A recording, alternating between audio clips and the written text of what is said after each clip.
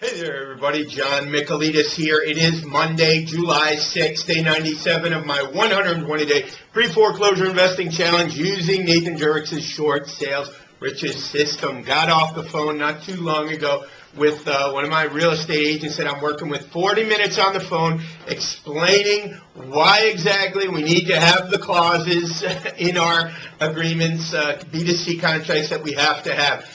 What prompted the call was he had 3 different real estate agents get in touch with him and say, we don't like these clauses, we want to do it, what's going on here, how come John Michaelides LLC is not the owner of record, and something shady, and blah, blah, blah, blah, blah. And it got him flustered, and he's, how are we going to sell properties if none of the other agents want to do it the way we want to do it, blah, blah, blah, blah. Let me share with you the clauses. And by the way, since I'm going to read them, if you want the exact language, just play the video over and over again until you get it. That'll keep me from sending 500 emails out. One clause. Buyer must pre-qualify with Joe Smith, we'll say. Buyer must pre-qualify with Joe Smith, President, ABC Mortgage, within 5 days of effective date. Anything wrong with that? Shouldn't we know that this person really is approved by someone we know and trust? Nothing wrong with that, okay? Next clause. This contract contingent upon buyer, B2C buyer, receiving satisfactory short sale acceptance within 120 days of effective date. Anything wrong with that? That's telling them that if they do not get written short sale approval within 120 days, we're letting them out of the contract. That's a protection for the B2C buyer. There's nothing wrong with that clause. Next. Buyer understands that earnest money deposit will be held in the attorney's trust account. If for any reason buyer defaults or withdraws contract during the 120-day period, buyer forfeits deposit to the seller. Well, yeah, we got to have that. That one's for us. There's no way that we're going to 100% commit to you unless you 100% commit to us. You want us to pull it off the market. You want us to not be marketing anymore. You want us to have it pending. You're in for 120 days. Now, as sale progresses, we could change that from 120 to 90 to 60 and so on till finally we get, pre-approved short sale. But they got to be in the game. See, the problem is too many real estate agents in this area have been letting the buyer's agents get off with no obligation whatsoever to the buyer. And what do I mean by that? They've been accepting language like this, believe it or not. It's crazy and ridiculous, and as unprofessional as this sounds, they've been allowing this to happen. Earnest money deposit upon written short sale approval. Well, that's 5 months from now, 6 months from now. So in other words, you're in for no earnest money. Another thing that they've been getting away with.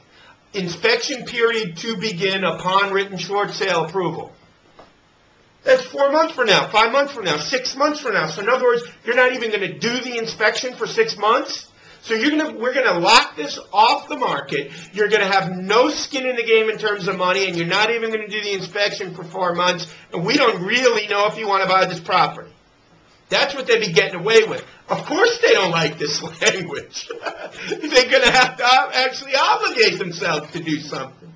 And finally, contract contingent upon buyer's inspections and approval, property and all related documents at buyer's sole expense within 7 days of execution, not of written short sale approval.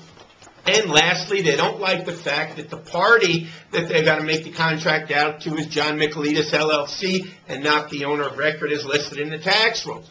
And what's going on? Is something shady? How come? And who's involved? And I said, hey, I told my agent, I said, hey, that's not their business. They need to know that they're not getting embroiled in something fraudulent and illegal for sure.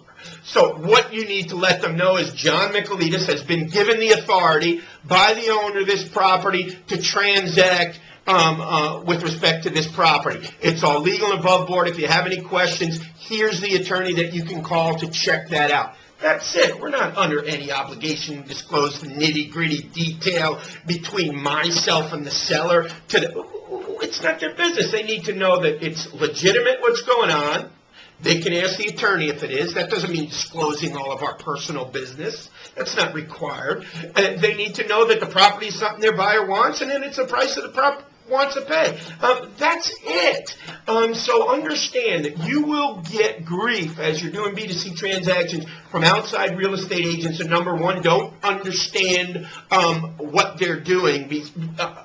above and beyond the most rudimentary facets of real estate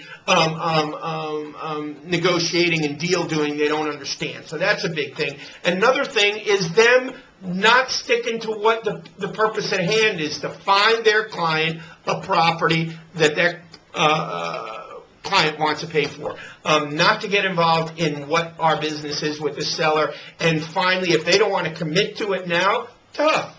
Find another property.